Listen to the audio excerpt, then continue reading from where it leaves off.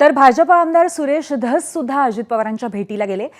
बीड परभणीवरती आज सभागृहामध्ये फडणवीस निवेदन करणार आहेत आणि सुरेश धस यांनी ज्यांच्यावरती आरोप केले ती व्यक्ती अजित पवारांच्या पक्षातील एका मंत्र्यांच्या अतिशय जवळची अशी आहे, एक जवळचा कार्यकर्ता आहे। सुरेश धस यांनी धनंजय मुंडे यांचे जवळचे कार्यकर्ते वाल्मिक कराड यांच्यावरती बीड प्रकरणामध्ये गंभीर आरोप केला होता आणि याच निमित्ताने सुरेश धस हे आता अजित पवारांना भेटायला गेलेत। या संदर्भात निलेश बुधावले यांच्याकडून आपण अधिक अपडेट्स घेऊया। निलेश, सुरेश धस हे अजित पवारांना भेटायला गेलेले आहेत अशा पद्धतीची बातमी कळती आहे, तर या संदर्भामध्ये नक्की कशा पद्धतीची चर्चा होण्याची शक्यता आहे, काय मुद्दे आहेत?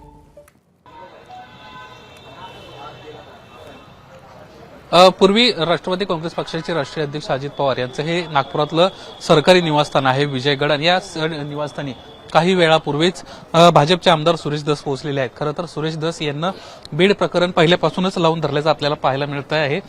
सुरेश धस यांनी प्रामुख्याने मोठ्या प्रमाणात धनंजय मुंडे यांचे जवळचे जे कार्यकर्ते आहेत वाल्मिक कराड यांच्यावर जोरदार टीका केली होती आणि या संपूर्ण प्रकरणात वाल्मिक कराड यांचा हात आहे अशा पद्धतीचं त्यांचं म्हणणं होतं। आणि त्याच अनुषंगानं पुढे जाऊन आपण पाहतोय की मुख्यमंत्री देवेंद्र फडणवीस यांना सभागृहाला माहिती देताना स्पष्टपणे म्हटलं होतं की या संपूर्ण प्रकरणात कुणावरही अन्याय होणार नाही याची काळजी घेतली जाईल, यासोबतच जे दोषी आहेत त्यांना तत्काळ अटक करू, त्यांच्यावर कारवाई करू।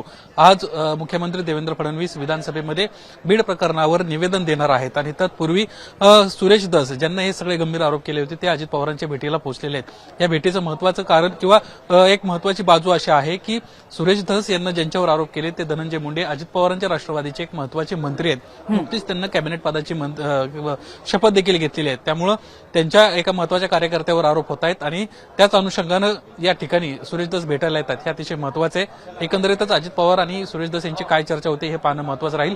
काही वेळातच सुरेश धस माध्यमांशी या प्रकरणी बोलण्याची शक्यता आहे। पूर्वी धन्यवाद निलेश, आपण दिलेल्या माहितीनंतर। एबीपी माझा, उघडा डोळे बघा नीट।